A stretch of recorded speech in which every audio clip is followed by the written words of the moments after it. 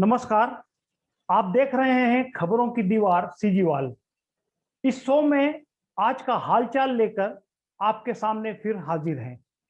पूरे छत्तीसगढ़ और बिलासपुर में आज के हालचाल पर नजर डालने से पहले एक छोटी सी बात। छत्तीसगढ़ में कोरोना की दूसरी लहर का कहर शुरू होने के बाद गांवों में जो हालात दिखाई दे रहे हैं उसे काफी चिंताजनक माना जा सकता है। आप अपने परिचित पहचान में से गांव के किसी भी शख्स से बात कर लीजिए, आपको खबर मिलेगी कि गांव में भी कोरोना तेजी से पसर रहा है। यहां तक कि जंगल पहाड़ों से घिरे छोटे छोटे गांव में भी कोरोना संक्रमित लोग मिल रहे हैं। छोटे कस्बे और छोटे छोटे गांवों में भी एक दूसरे से संक्रमित होकर लोग गंभीर रूप से बीमार हो रहे हैं। लोगों की मौत भी हो रही है। लोग बताते हैं कि स्मशान घाट पर कई चिताएं जलती हुई नजर आती हैं। पिछले साल जब कोरोना ने दस्तक दी थी तब ऐसे हालात नहीं थे। तब कोरोना के कहर से अधिक लोगों के मन में डर था, लेकिन इस बार कोरोना की वजह से गांवों में डरावनी स्थिति बन गई है। हालांकि सिस्टम अपने तरीके से लगा हुआ है, लेकिन जागरूकता के साथ ही सहूलियतों की भी कमी की वजह से गांव के लोगों पर खतरा अधिक मंडराता दिखाई दे रहा है। गांव के इलाकों में इस समय शादी ब्याह का दौर होता है। कुछ जगहों पर शादी ब्याह के बीच नियमों की अनदेखी भी की जा रही है और इसे लेकर सरकारी तंत्र को शादी ब्याह वाले घरों में निगरानी की जरूरत भी पड़ रही है। शहर में भी कोरोना संक्रमित लोगों को इलाज के लिए भटकते देखा जा सकता है। आसपास के लोगों की असमय मौत और परेशान होते परिजन सिलसिला थमता हुआ नहीं दिखाई दे रहा है। वैसे होम आइसोलेशन में रहकर कोरोना से ठीक होने वाले लोगों की संख्या राहत जरूर देती है। इधर शहरी इलाकों में भले ही बड़ी तादाद में लॉकडाउन के दौरान लोग अपने अपने घरों में कैद हैं और नियमों का कड़ाई से पालन भी कर रहे हैं, लेकिन कुछ लोग अभी भी हालात की संजीदगी को नहीं समझ रहे हैं।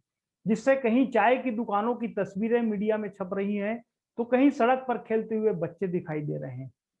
लगातार बढ़ रहे आंकड़े भी हमें चेतावनी दे रहे हैं और पास पड़ोस, परिचित, रिश्ते नाते, दोस्त और दूर बसे परिवारों से भी शोक संदेश पहुंच रहे हैं। फिर भी अगर कहीं इस तरह की लापरवाही नजर आती है तो यह सभी के लिए तकलीफ देह है।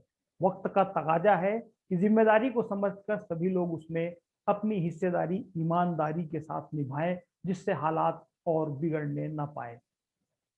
यह तो हुई आज की बात। अब छत्तीसगढ़ में आज के हालचाल पर नजर डालते हैं। प्रदेश में आज भी सबसे अधिक चर्चा कोरोना को लेकर है। देश के प्रधानमंत्री नरेंद्र मोदी ने वीडियो कॉन्फ्रेंसिंग के जरिए कोरोना से प्रभावित प्रदेशों के मुख्यमंत्रियों से बातचीत की, जिसमें छत्तीसगढ़ के मुख्यमंत्री भूपेश बघेल ने भी हिस्सा लिया। बैठक के दौरान भूपेश बघेल ने अपनी यह बात दोहराई कि केंद्र सरकार को कोरोना वैक्सीन जिस दर पर मिल रहे हैं उसी दर पर ही राज्यों को भी वैक्सीन मुहैया कराया जाना चाहिए, जिससे राज्यों पर वित्तीय भार कम होगा। इस मौके पर उन्होंने 45 साल से अधिक उम्र के लोगों के वैक्सीनेशन के लिए केंद्र सरकार की ओर से वैक्सीन की सप्लाई टाइम टेबल के हिसाब से कराने का भी आग्रह किया है, जिससे टीकाकरण की प्लानिंग सही ढंग से की जा सके। मुख्यमंत्री ने शुक्रवार को ही छत्तीसगढ़ के सभी जिला पंचायत अध्यक्षों से वीडियो कॉन्फ्रेंसिंग के जरिए बातचीत की, जिसमें उन्होंने ग्रामीण क्षेत्रों में कोरोना संक्रमण की स्थिति की पूरी जानकारी ली और कुछ समझाइश भी दी। उन्होंने पंचायत के नुमाइंदों से सुझाव भी लिए। इस मीटिंग के दौरान बिलासपुर जिला पंचायत अध्यक्ष अरुण चौहान ने हर एक सामुदायिक स्वास्थ्य केंद्र में 10-10 ऑक्सीजन बेड का इंतजाम करने का सुझाव दिया। मुख्यमंत्री भूपेश बघेल ने तुरंत इस सुझाव को स्वीकार करते हुए सभी सीएससी में 10-10 ऑक्सीजन बेड का इंतजाम करने के आदेश भी दे दिए।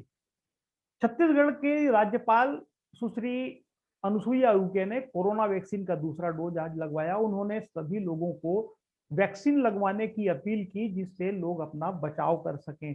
कोरोना आपदा के इस दौर में लोगों की मदद के लिए मुख्यमंत्री सहायता कोष में अधिक से अधिक योगदान देने की अपील भी की जा रही है।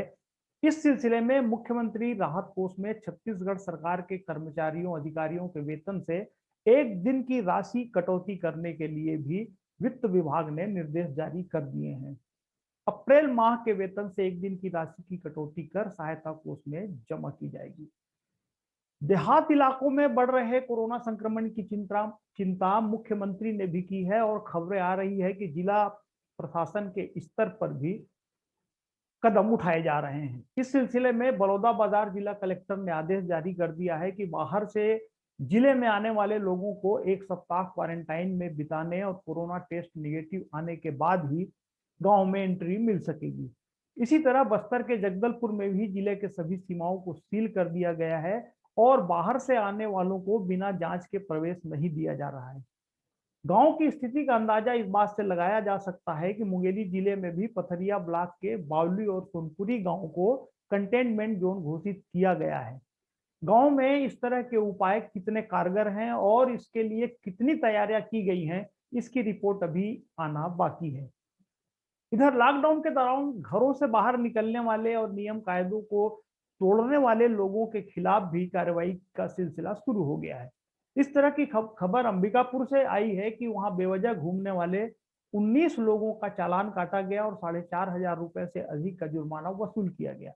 उधर बस्तर इलाके के कोंडागांव जिले में भी पाबंदी के बावजूद दुकान खोलने की वजह से एक ढाबा और एक इंटरप्राइजेस को सील किया गया है।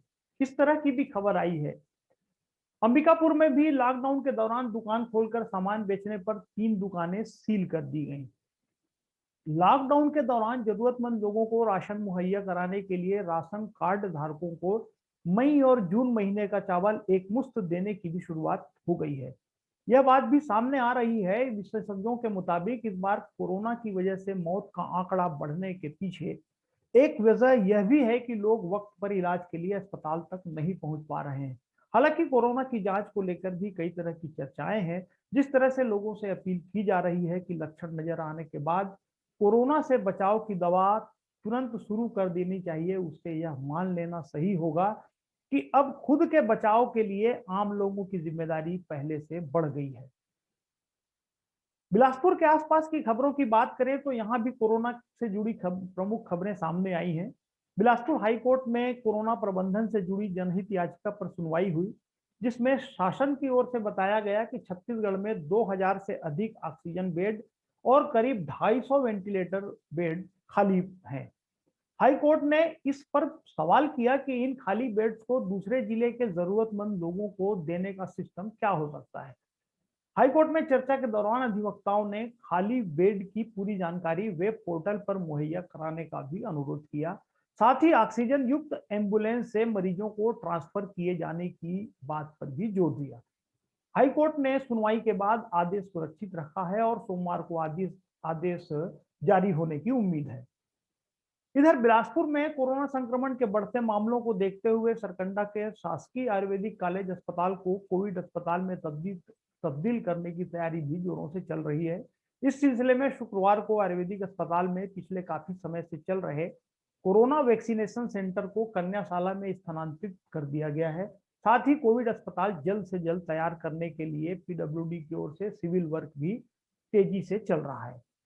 कोरोना काल में ऑक्सीजन की कमी और लोगों की मदद से जुड़ी खबरों के बीच यह सुझाव भी सोशल मीडिया में खूब वायरल हो रहा है, जिसमें कहा गया है कि शहर की सड़कों, बस स्टैंड, चौक में बड़े बड़े फ्लेक्स पर जितने भी युवा हृदय सम्राट, हर दिल अजीज नेताओं, दादा और उनके छर्रे टंगे फिरते थे, वो एक एक ऑक्सीजन मशीन भी दें तो शहर में ऑक्सीजन ज्यादा और मरीज कम पड़ जाएंगे। वाकई इसी सजेशन पर भी गौर करना चाहिए। यह था आज का हालचाल। आज के शो में बस इतना ही। आपके आसपास का हालचाल बताने के लिए हमने जो कोशिश शुरू की है वह पसंद आए तो कृपया हमारा यूट्यूब चैनल सब्सक्राइब कर यह वीडियो अपने दोस्तों के बीच शेयर भी कर सकते हैं। अगले शो में फिर होगी मुलाकात। चलते चलते एक छोटी सी अपील, हालात हम सबके सामने हैं। हम सबको अपना भी ख्याल रखना है और अपनों का भी ख्याल रखना है।